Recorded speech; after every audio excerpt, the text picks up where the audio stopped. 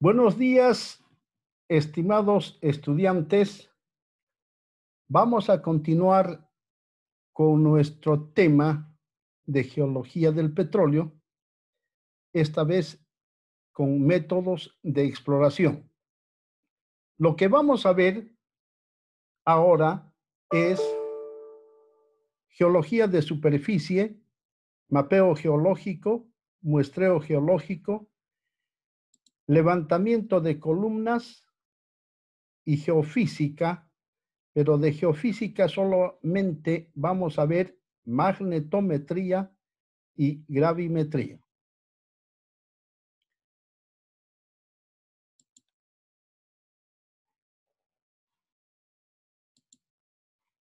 Bueno, entonces lo que vamos a ver ahora son los métodos que se utilizan para la exploración y en qué momento entran a la exploración. Por ejemplo, sensores remotos, geología de superficie, magnetometría y gravimetría pueden entrar simultáneamente. La sísmica entra después, porque la sísmica necesita los resultados de la magnetometría y la gravimetría para que de estos dos métodos salga las anomalías para ubicar la sísmica 2D y, si se quiere, la sísmica 3D. Luego entra la sísmica y en medio de la sísmica ya se podrían tener varias líneas procesadas para realizar una interpretación de algún prospecto.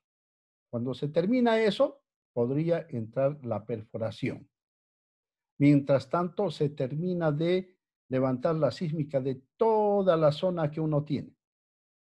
Luego de la perforación, necesariamente tiene que terminar la perforación para entrar a producción, porque el pozo puede salir positivo o negativo. Entonces, vamos a poner un ejemplo de la zona de Santa Cruz de la Sierra, Bolivia. Supongamos que nosotros tenemos esta concesión que es bastante grande. En la zona del subandino están las rocas aflorantes. Aquí ya existe un mapeo, pero es a la escala de 1.000.000. Entonces, lo que debemos hacer nosotros, un mapa geológico a la escala que nosotros utilizamos en Bolivia, que es escala 1 en 20.000. O sea, bastante detalle debemos tener en hacer este levantamiento geológico, haciendo líneas transversales de geología. Luego, en esta zona también, aprovechando este gráfico, en la parte amarilla, que es una cubierta cuaternaria, se deberán levantar gravimetría y magnetometría con líneas, con un reticulado, para definir en qué zona existen anomalías y luego hacer la sísmica. Luego de que se ha hecho el mapeo geológico, se hacen los cortes estructurales. En este caso, esto que estoy mostrando es el anticlinal de Espejos y este es el anticlinal de Terebinto. Estas secciones estructurales se ha hecho simplemente con la interpretación de datos de campo. Aquí también en Terebinto. Y luego, lo que está cubierto de amarillo es la cubierta cuaternaria que yo les había comentado, y también se puede seguir las formaciones hacia la llanura, pero esto ya está hecho con líneas sísmicas, con ayuda de líneas sísmicas. Mientras estos dos es con datos de la información geológica de superficie. ¿Qué se hace aparte del mapeo geológico? Se hace muestreo de roca reservorio, roca generadora, palinología, paleontología y muestreo de roca sello. Vamos a ver cómo tendríamos que hacer ese muestreo en nuestro mapa de referencia. Aquí en el Devónico, nosotros sabemos que el Devónico son rocas reservorio y rocas madres. Entonces, aquí debemos hacer el muestreo para geoquímica, para saber el contenido de carbono orgánico total. También en las lutitas del carbonífero. Adicionalmente, se hace el muestreo de rocas reservorio en el Devónico, porque también hay reservorios importantes y también roca sello. En el carbonífero se hace levantamiento de muestreo de roca reservorio y también hay alguna roca madre. En el Cretácico solamente y en el Terciario solamente roca reservorio y sello porque no existe roca madre. Adicionalmente, en el Devónico haremos muestreo de palinología y también muestreo de fósiles y de roca sello.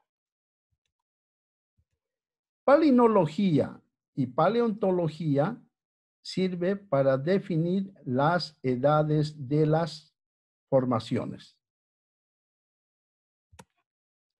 Entonces, paralelamente al levantamiento geológico, al mapeo geológico, se hace levantamiento de columnas estratigráficas.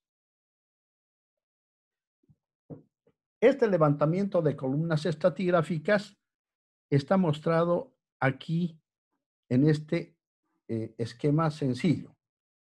Aquí están las formaciones, una formación de arcillas. Esta forma se mide perpendicularmente y esta formación está aquí. El tiempo se anota en la columna y alternativamente existen areniscas, lutitas, y se forma así la columna perpendicular al buzamiento de los estratos. Esta es la columna estratigráfica del subandino centro, donde estamos trabajando, donde el mapa, donde he mostrado el mapa. Entonces, ¿qué tenemos aquí? Tenemos en esta columna la edad de las rocas, luego en esta columna la formación, aquí está el espesor, aquí la litología, aquí está la roca madre, la roca reservorio. Vamos a ver desde qué rocas tenemos. Aquí están rocas del Silúrico, Devónico, Carbonífero, Pérmico, Jurásico, Cretácico y el Paleógeno y el Neógeno. Y aquí están las formaciones. El Devónico es una de las formaciones más importantes porque tenemos en cuanto a roca madre, los monos. Los monos, que es la roca madre de los reservorios de Bolivia. También el Iquiri, pero en menor escala. Los monos es lo más importante. También tenemos la parte pelítica del Huamampampa y del Icla. Entonces nosotros debemos hacer ese muestreo de todas las lutitas negras. Aquí en la formación Tarija, al tope, todavía puede existir roca madre, también se debe hacer los muestreos respectivos. La roca reservorio está aquí. Aquí tenemos Huamampampa, primero el Santa Rosa, luego Huamampampa. Los monos es parte roca reservorio y parte roca generadora. Lo mismo que Ikiri. Ikiri es roca reservorio y roca generadora. Aquí también hay hartas rocas reservorio que por algún motivo no fueron definidas en esta columna, pero les comento que aquí hay rocas reservorio en Llantata, en Cajones y en Petaca. El sello para estas formaciones que les he mencionado son las lutitas del Yecua. Aquí está la litología, fíjense, en el Huamampampa hay areniscas intercaladas por lutitas. Los monos básicamente son pelitas negras, rocas madres de Bolivia. Entonces, pasamos a la magnetometría. Primero vamos a ver algo teórico de lo que es el campo magnético. La Tierra genera un campo magnético como si fuera un polo magneto. Es decir, en su centro, el núcleo de la Tierra actúa como un imán. Líneas de fuerza radian desde un polo magnético y convergen en el otro polo magnético, en el norte y el sur. La inclinación del campo magnético varía desde la vertical en los polos magnéticos hasta la horizontal en el ecuador magnético. Los ejes magnéticos de la Tierra se mueven dentro de un ciclo cercano a 10 a 15 años. Tomen en cuenta estos valores que yo voy a explicar luego. Desde el eje rotacional. La fuerza entre los polos magnéticos puede ser expresada como sigue. F igual a A por M1, M2 sobre R al cuadrado, donde F es la fuerza, A es una constante, generalmente la unidad. M1, M2 son los esfuerzos entre los polos y R es la distancia entre los polos. Todo lo que hemos hablado está aquí, en este gráfico. Aquí tenemos el imán, que es el núcleo de la Tierra, y aquí está el polo norte magnético. Aquí está el polo sur magnético. Esto en blanco es el norte geográfico. La rotación de la Tierra está en este sentido. Fíjense que el polo norte geográfico no coincide con el polo norte magnético.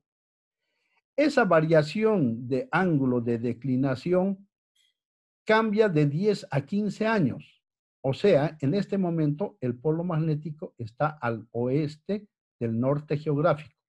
Aproximadamente en este año está a unos 10 grados.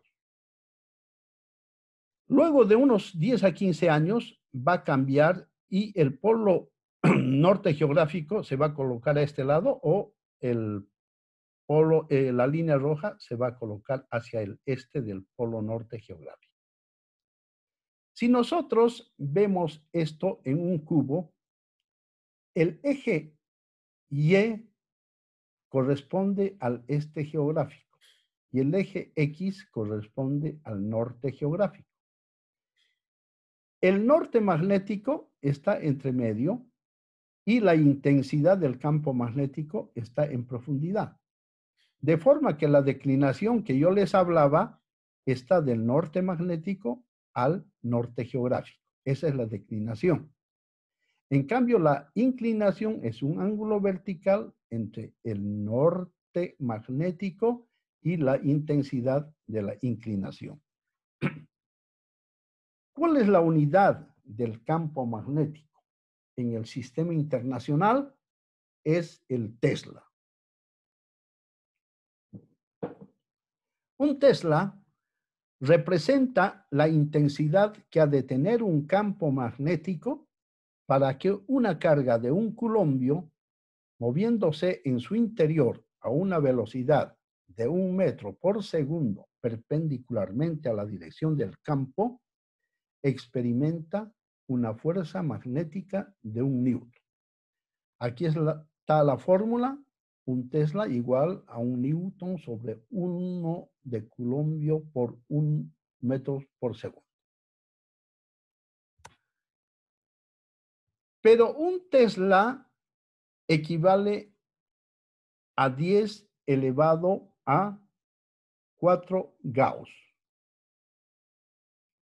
Para efectos de geología se utiliza el gamma.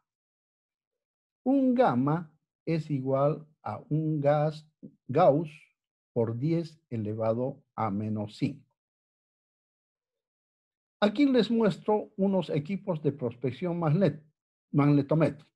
Este equipo es para hacer levantamientos en superficie de la Tierra, haciendo un reticulado donde en las intersecciones de las líneas se mide el magnetismo. Y este es un equipo de prospección aéreo. En el avión se coloca un magnetómetro y se vuela siguiendo las líneas ya trazadas, tanto longitudinal como transversalmente. Les comento que la prospección magnetométrica por avión está siendo usada últimamente para determinar las anomalías magnetométricas. ¿Qué son las anomalías magnéticas? Anomalías magnéticas son medidas de la variación del campo magnético de la Tierra relativa a algunas referencias definidas localmente. El campo de referencia, es decir, el campo magnético que se considera como normal en cada punto de la Tierra en un cierto momento, se denomina IGRF, o sea, International Geomagnetic Reference Field. La International Association of Geomagnetism and Aeronomy es la organización encargada de mantener al día el IRGF de todo el mundo. Las anomalías magnéticas pueden ser utilizadas para inferir las estructuras en profundidad. Eso es lo que nos interesa a nosotros los geólogos petroleros. Excepto que las anomalías magnéticas sean debido a diferencias en las propiedades magnéticas de las rocas en lugar de sus densidades. Esto significa que cuando tienen muchísimo óxido de fierro, eso hace variar la interpretación del magnetismo. Luego también se utiliza para inferir o para diseñar la geometría del basamento en una cuenca, que es importante para los analistas de cuencas petrolíferas. Por supuesto que después de hacer el reticulado y después de hacer los levantamientos magnetométricos, el resultado es un mapa de intensidad magnética. En este caso, el mapa es del norte de Irlanda y como se darán cuenta, aquí ya nos está mostrando algunas anomalías, pero esto es con dato crudo. Después de la interpretación del mapa de intensidad magnética del norte de Irlanda, ya se depura y vemos que evidentemente aquí hay una anomalía grande y aquí hay otra anomalía grande. Entonces, en esas circunstancias se tendrá que diseñar líneas sísmicas 2D para ver qué es realmente lo que tiene el subsuelo en este lugar.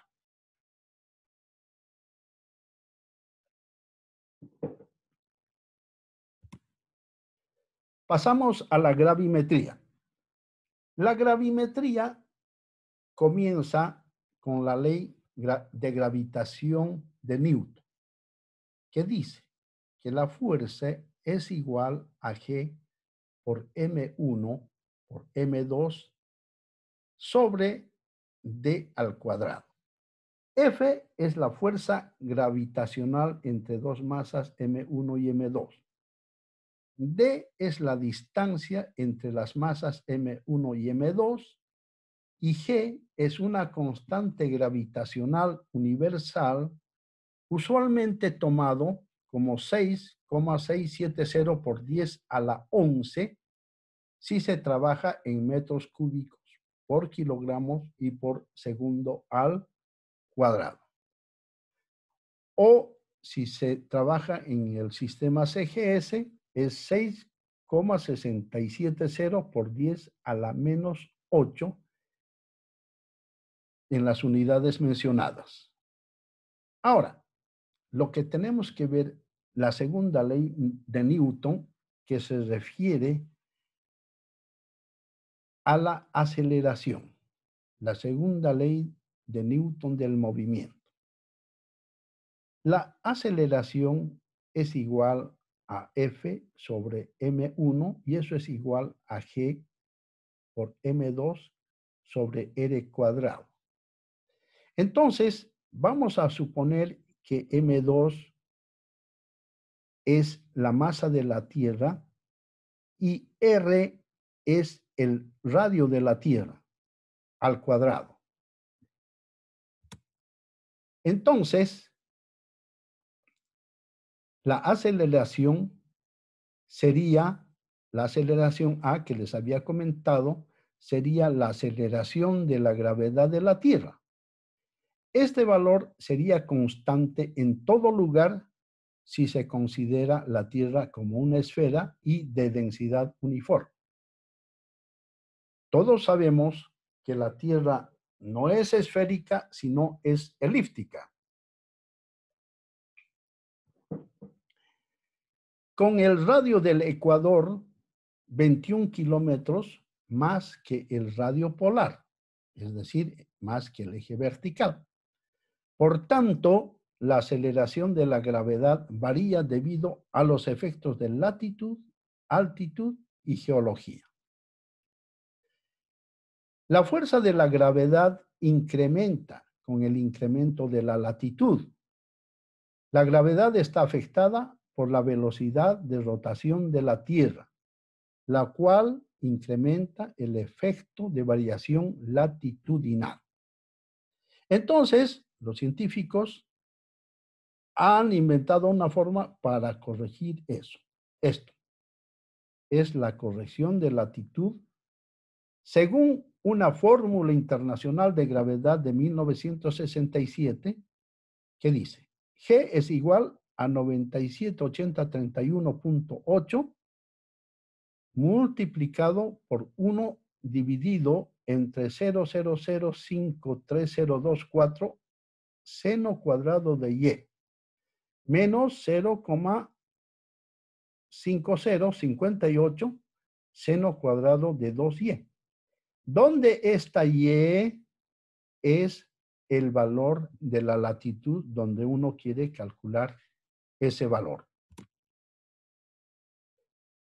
La aceleración debido a la gravedad es medido en gals. Un gal es la aceleración de 1 centímetro por segundo al cuadrado.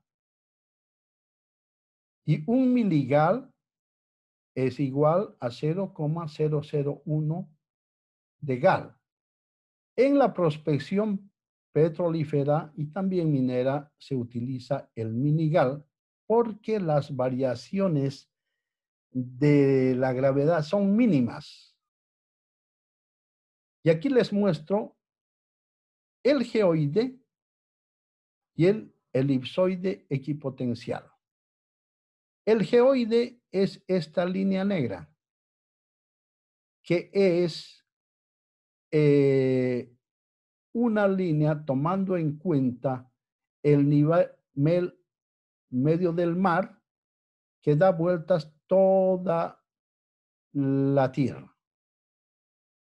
En cambio, el elipsoide equipotencial estrictamente es del nivel del mar.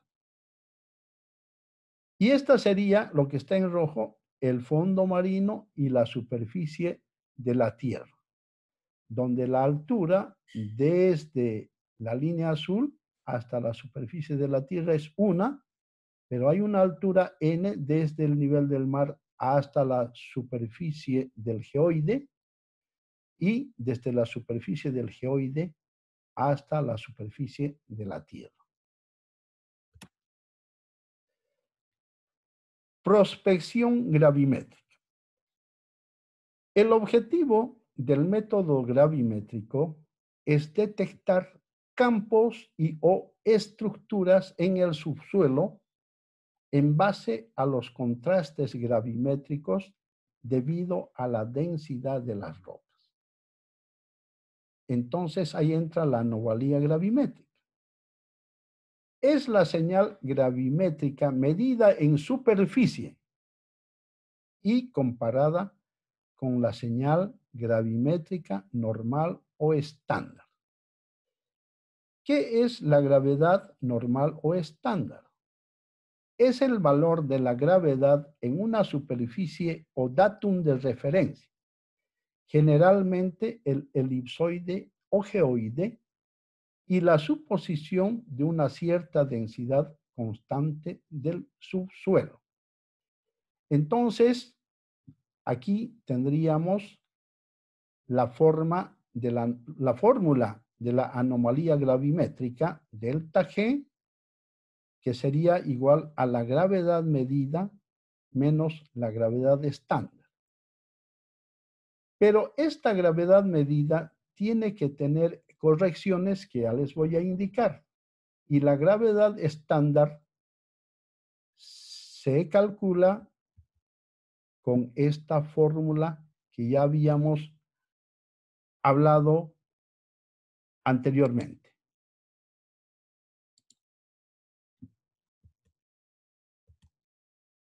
Entonces, vamos a hablar de las correcciones de los valores medidos GM. Existe una corrección al aire libre. La gravedad decrece con la elevación, distancia desde el centro de la Tierra, a una tasa de 0,3086 miligal por metro. Entonces, una corrección al aire libre debe ser aplicada para compensar por este efecto. La corrección de Bouguer es la compensación por la fuerza debido a la masa de roca entre la estación de servicio y el datum de referencia, generalmente tomado como el nivel del mar. Esta diferencia es 0,04191 por D, miligal por metro, donde D es la densidad de la roca en la zona en que estamos trabajando.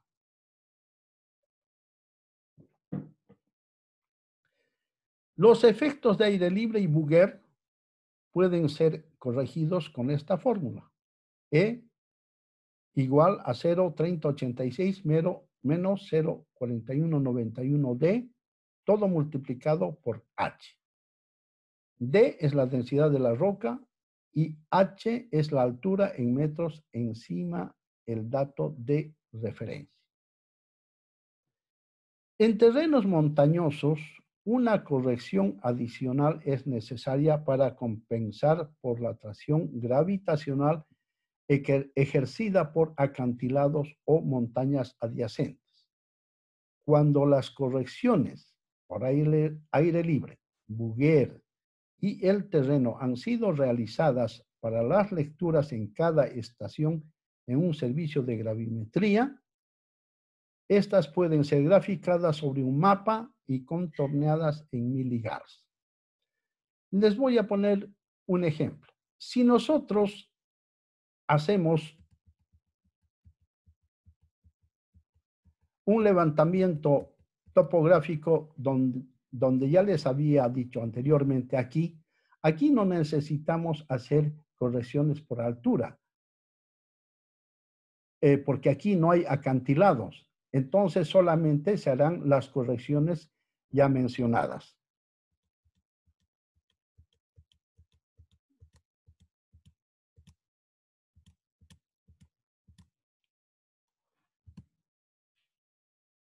Entonces, les voy a dar algunos ejemplos como cómo funciona la gravedad.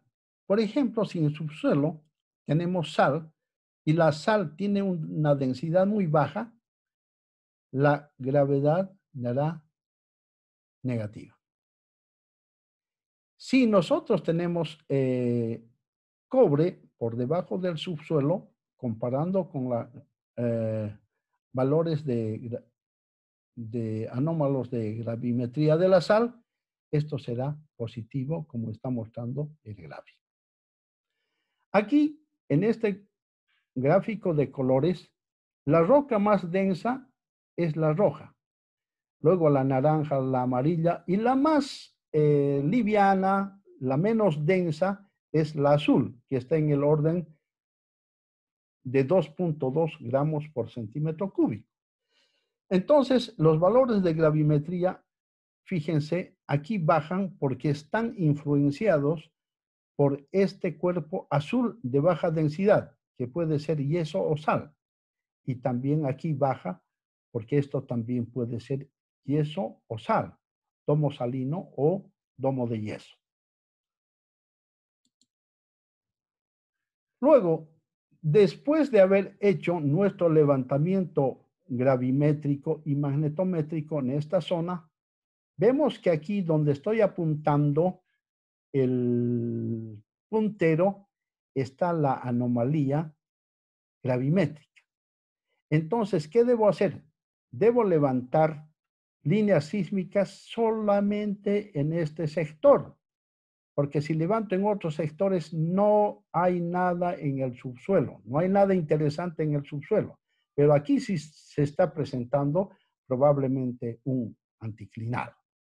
Ese es el valor de la gravimetría y de la magnetometría, que también suele presentarse más o menos como similar a la anomalía gravimétrica. El resultado son mapas de anomalías de Bouguer. Aquí está.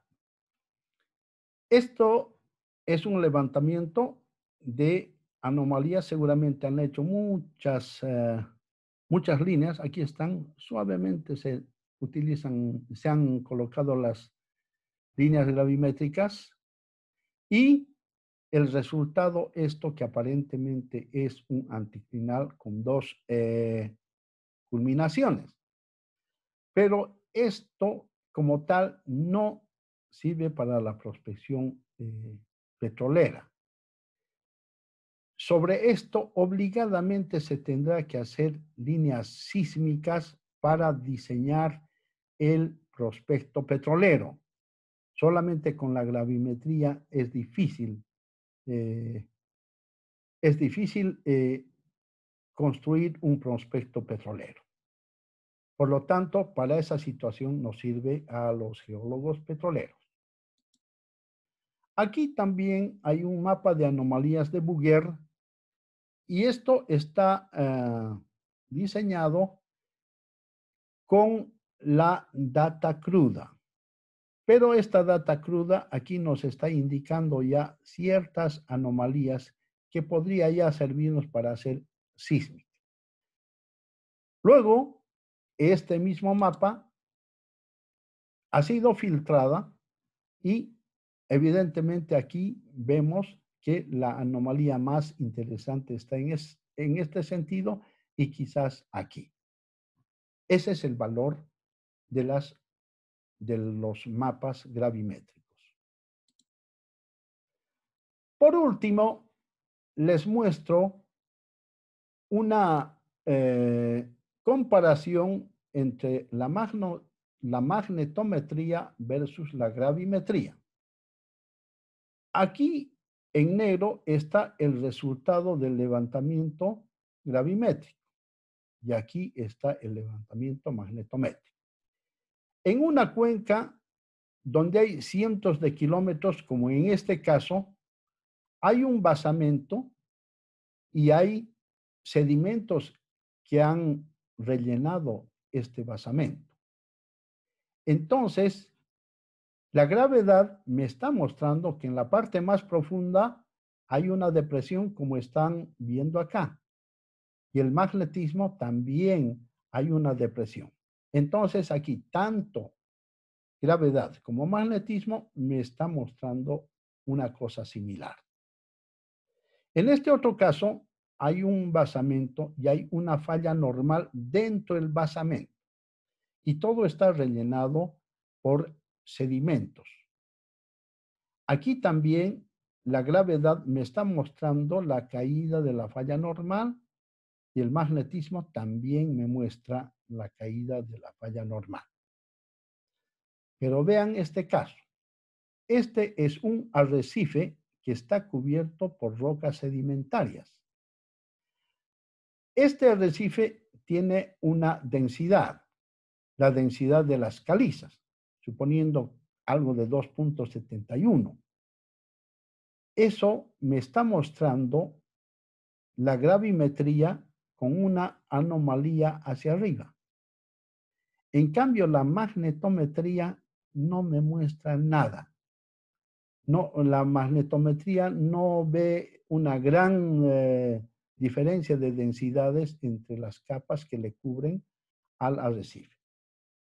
Aquí, estos son rocas sedimentarias que ha sido instruido por un cuerpo ígneo que se denomina dique. En este caso, la gravimetría no me muestra absolutamente nada. En cambio, el magnetismo sí.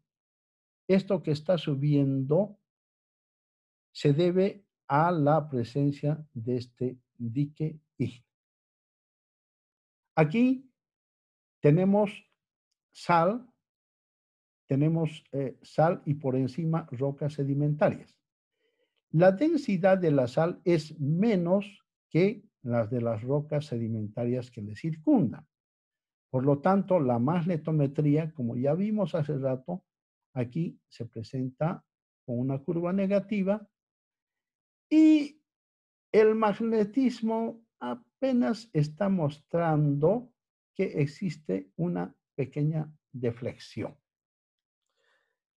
Con eso, jóvenes, hemos terminado la mitad de la lección.